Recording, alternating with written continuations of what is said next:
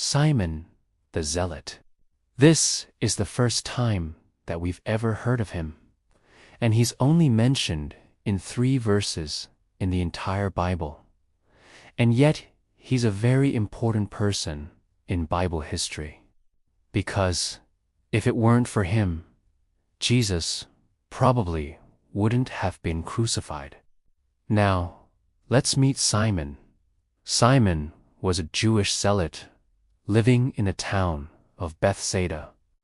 And when Jesus came to that town, he invited Simon and another man named Andrew to come follow him. And so, they left everything and followed Jesus.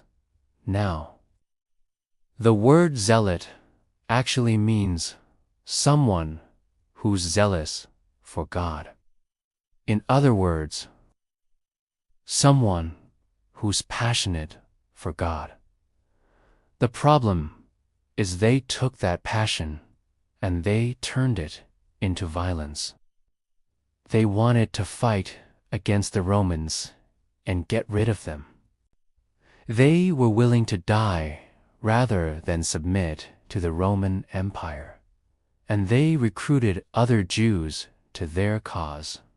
In fact, there were so many zealots at this point that Jesus had to hide from them because they were trying to kill him. So why did they want to kill Jesus? Well, because he was a threat. You see, the religious leaders were afraid that Jesus was going to start a revolt against the Romans.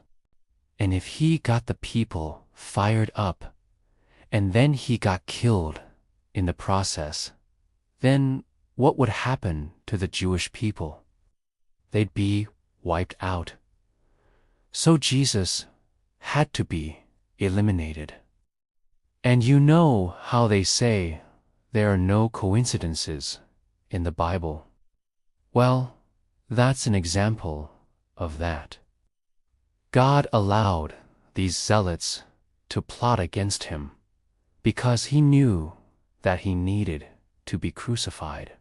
It was necessary for our salvation. But let's go back to Simon.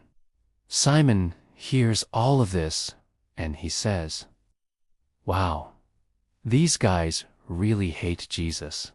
But that doesn't bother me. I like being a part of the party. I like being a part of the group."